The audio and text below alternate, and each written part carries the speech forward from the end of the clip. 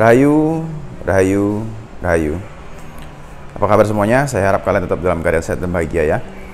Nah, video kita kali ini saya ingin membahas tentang ternyata demo ini justru membantah konspirasi atau mematahkan konspirasi wabah yang sekarang terjadi.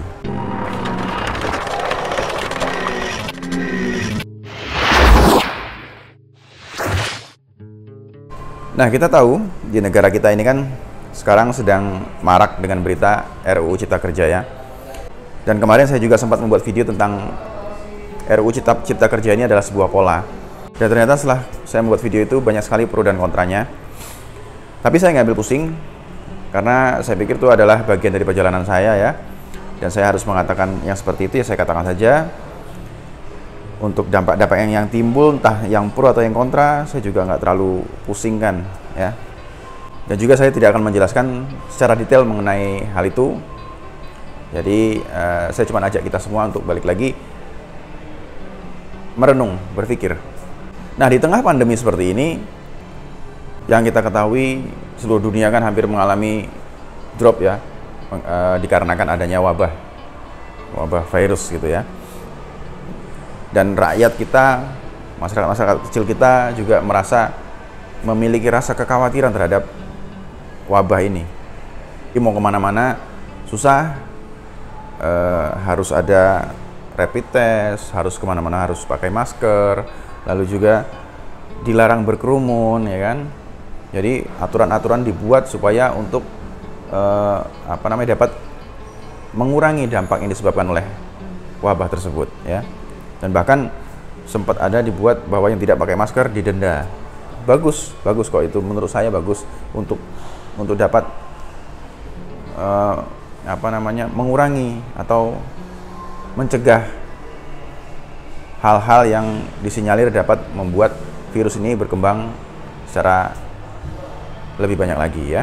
Dan dulu pun juga saya pernah membuat video tentang wabah ini. Di sana juga saya menjelaskan bahwa nggak perlu takut dengan adanya wabah ini, tapi juga kita jangan takabur. Kita tetap harus ikutin aturan-aturan pemerintah yang dibuat untuk membantu kita agar tidak tertular atau tidak terkena wabah tersebut ya. Tapi balik lagi, jangan takut, tapi jangan takabur ya, karena memang wabah ini memang ada, akan tetapi konspirasinya pun juga ada. Nah, kenapa dalam video saya sebelumnya saya beri judul RUU Cipta Kerja adalah bagian dari pola? Ya karena nanti rentetannya ke sini yang mau kita kaji bersama ini. Ya istilahnya sedikit hal yang kita kaji bersama. Jadi di tengah pandemi yang kita alami, hampir seluruh dunia mengalami kurang lebih dari 6 bulan lalu, banyak orang yang akhirnya merasa menerima saja dengan keadaan, dan sekarang juga banyak juga orang yang berusaha untuk bangkit dari keadaan ini. Bangkitnya kan macam-macam. Sampai akhirnya sekarang muncullah RUU Cipta Kerja ini ya. Ini menurut saya kalau kita tarik dari sisi yang lain, ini adalah bagian dari pola itu tadi yang memicu beberapa hal untuk terjadi. Nah, RUU Cipta Kerja ini sendiri niatnya bagus memang. Niatnya memang bagus dari pemerintah untuk menciptakan lapangan kerja yang baru, agar investor banyak masuk, ya kan? Itu juga nanti dampaknya terhadap ekonomi juga bagus. Tapi banyak pihak juga yang melihat bahwa negara ini belum siap dengan seperti itu. Karena apa? Masih banyak pengusaha-pengusaha yang tidak berhati putih, berhati bersih gitu loh ya. Justru nanti malah banyak juga yang memanfaatkan adanya RUU ini untuk mengambil keuntungan sendiri. Dan sekarang banyak terjadi, akhirnya menimbulkan kontra. Ada yang pro, ada yang kontra, hingga menyebabkan sampai adanya terjadi demonstrasi.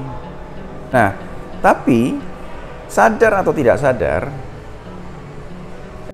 justru demo kemarin itu atau demo hari ini juga yang kita lihat, itu justru menjelaskan beberapa hal. Ya, itu justru membantah, sudah mematahkan mengenai masih adanya wabah yang terjadi. Kita lihat sendiri, mereka berani berkumpul, mereka berani istilahnya berdekatan lagi, banyak juga nggak pakai masker. mereka berani menabrak PSBB, ya, yang sebelumnya aturan-aturan itu dibuat sangat ketat, ada hukumannya bahkan. Ya di sini sudah menjelaskan, justru kejadian ini menjelaskan bahwa sebenarnya virus corona itu masih ada atau tidak. Ya. Apakah yang menyisakan hanya konspirasinya saja atau wabahnya memang masih ada?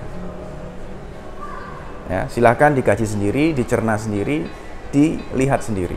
Karena menurut saya masyarakat sudah terlalu banyak juga yang hidup dalam keparnoan atau ketakutan mengenai virus ini. Kalau memang ada itu ya memang sebaiknya kita harus istilahnya menjaga diri, jaga kebersihan segala macam lah kayak gitu ya, sejenisnya ya. Tapi kalau sampai itu tidak hanya misalkan konspirasinya saja karena ikut permainan global, ya pasti alam akan menggerakkan semuanya untuk menjelaskan kebenarannya. Lalu siapa yang menciptakan konspirasi atau yang mendesain konspirasi ini? Ya pastinya elit global. Semua didesain agar dunia tetap dalam kendali mereka. Tidak ada yang perlu disalahkan karena ini adalah bagian dari pola, ya, pola yang timbul dari desain mereka. Alam menolaknya seperti apa? Ya. Karena ini juga bagian dari skenario Tuhan ya. Karena menurut saya dunia ini sendiri hanya terjebak dalam sistem dan aturan yang mereka buat. Ya. Kita semua terjebak oleh sistem yang elit global buat itu. Elit global yang pro terhadap satanis, Lucifer, Illuminati. Dan alam saat ini sedang membantu kita untuk keluar dari sistem itu. Ya, caranya seperti apa ya? Caranya seperti yang sekarang kita ketahui, banyak kejadian alam yang sangat luar biasa dan juga banyak tragedi-tragedi yang muncul ya. Karena menurut saya juga dunia ini sudah waktunya menggunakan sistem yang adil dan bijaksana, yang berlandaskan cinta kasih, ilmu ketuhanan. Ya, mungkin saat ini sepertinya saja menggunakan ilmu ketuhanan, tapi menurut saya mayoritas adalah dengan menggunakan sistem ambisi. Sudah waktunya menggunakan adil dan bijaksana seperti dalam sila kelima ya, keadilan sosial. Nah, saudara-saudaraku, maafkan saya jika memang saya ada salah-salah kata. Ya, jangan pernah takut untuk mengatakan kebenaran. Karena sang pembawa kebenaran sudah ada di sekitar kebenaran itu. Ya. Nah, mudah-mudahan ini semua bisa menjadi bahan referensi untuk kita merenung dan berpikir. Saya bukan apa-apa dan saya bukan siapa-siapa. Itu saja hari ini. Rahayu, rahayu, rahayu.